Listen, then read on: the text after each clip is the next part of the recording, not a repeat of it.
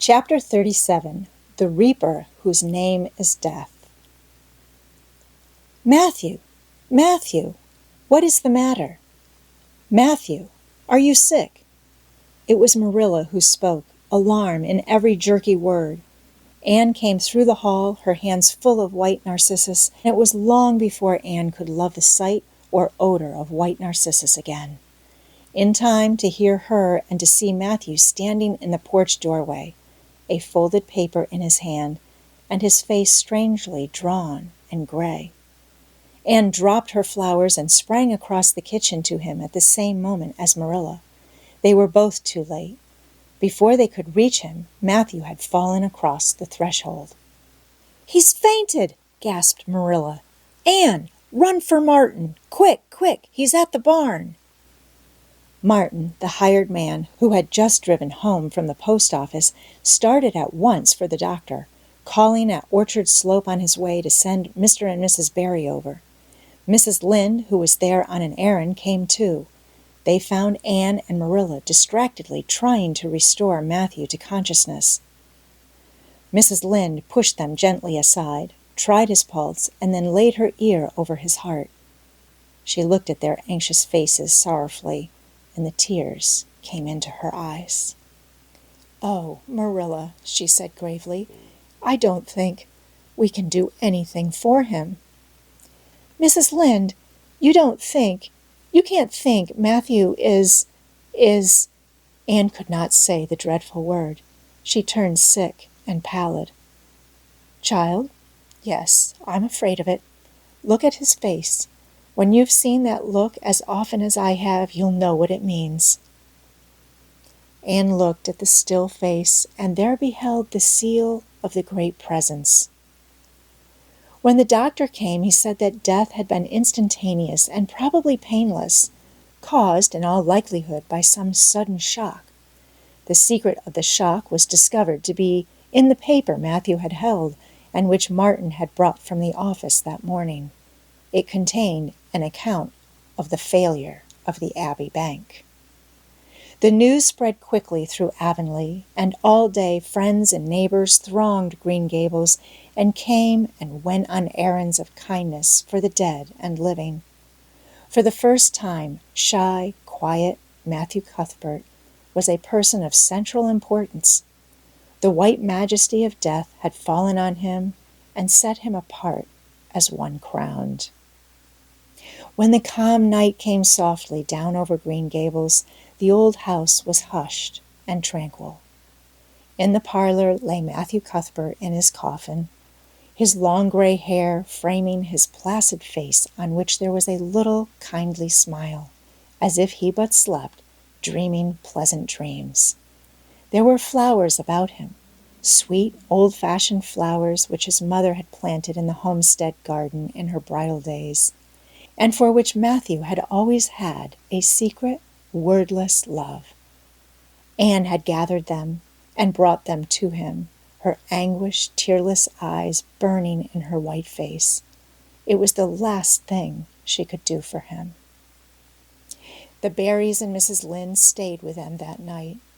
Diana, going to the east gable where Anne was standing at her window, said gently, "Anne, dear, would you like to have me sleep with you tonight?" "Thank you, Diana." Anne looked earnestly into her friend's face. "I think you won't misunderstand me when I say I want to be alone. I'm not afraid.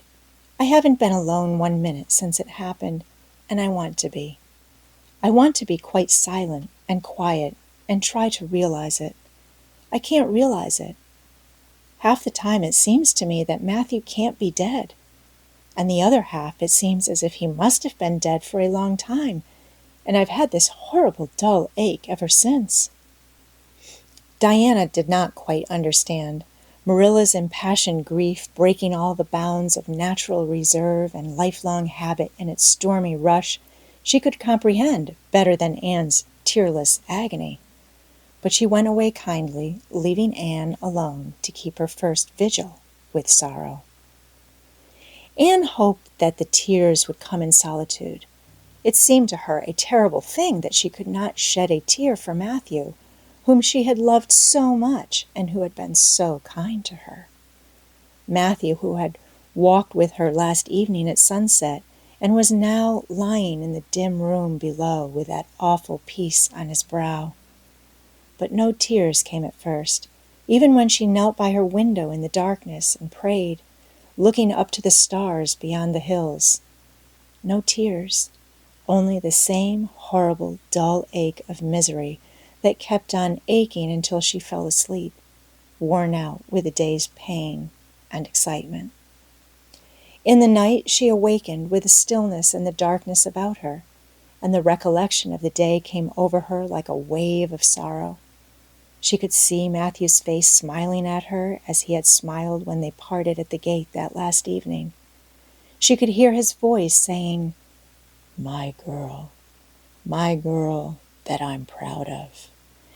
Then the tears came, and Anne wept her heart out. Marilla heard her and crept in to comfort her. There, don't cry so, dearie. It can't bring him back. It isn't right to cry so. I knew that today, but I couldn't help it then. He'd always been such a good, kind brother to me. But God knows best." "Oh, just let me cry, Marilla," sobbed Anne. "The tears don't hurt me like that ache did. Stay here for a little while with me and keep your arm round me so. I couldn't have Diana stay. She's good and kind and sweet, but it's not her sorrow. She's outside of it, and she couldn't come close enough to my heart to help me. It's our sorrow, yours and mine. Oh, Marilla, what will we do without him?" "We've got each other, Anne. I don't know what I'd do if you weren't here, if you'd never come. Oh, Anne, I know I've been kind of strict and harsh with you, maybe, but you mustn't think I didn't love you as well as Matthew did, for all that. I want to tell you now, when I can. It's never been easy for me to say things out of my heart, but at times like this it's easier. I love you as dear as if you were my own flesh and blood, and you've been my joy and comfort ever since you came to Green Gables." 2 days afterwards, they carried Mathew Cuthbert over his homestead threshold and away from the fields he had tilled and the orchards he had loved and the trees he had planted. And then Avonlea settled back to its usual placidity, and even at Green Gables, affairs slipped into their old groove, and work was done, and duties fulfilled with regularity as before, although always with the aching sense of loss in all familiar things. Anne, new to grief, thought it almost sad that it could be so, that they could go on in the old way without Matthew. She felt something like shame and remorse when she discovered that the sunrises behind the firs and the pale pink buds opening in the garden gave her the old inrush of gladness when she saw them, that Diana's visits were pleasant to her, and that Diana's merry words and ways moved her to laughter and smiles, that in brief, the beautiful world of blossom and love and friendship had lost none of its power to please her fancy and thrill her heart, that life still called to her with many insistent voices. "It seems like disloyalty to Matthew somehow to find pleasure in these things now that he has gone," she said wistfully to Mrs. Allan one evening, when they were together in the manse garden. "I miss him so much, all the time, and yet, Mrs. Allan, the world and life seem very beautiful and interesting to me for all. Today Diana said something funny, and I found myself laughing. I thought when it happened I could never laugh again, and it somehow seems as if I oughtn't to. When Matthew was here, he liked to hear you laugh, and he liked to know that you found pleasure in the pleasant things around you," said Mrs. Allan gently. "He is just away now, and he likes to know it just the same. I am sure we should not shut our hearts against the healing influences that nature offers us. But I can understand your feeling. I think we all experience the same thing. We resent the thought that anything can please us when someone we love is no longer here to share the pleasure with us. and we almost feel as if we were unfaithful to our sorrow when we find our interest in life returning to us.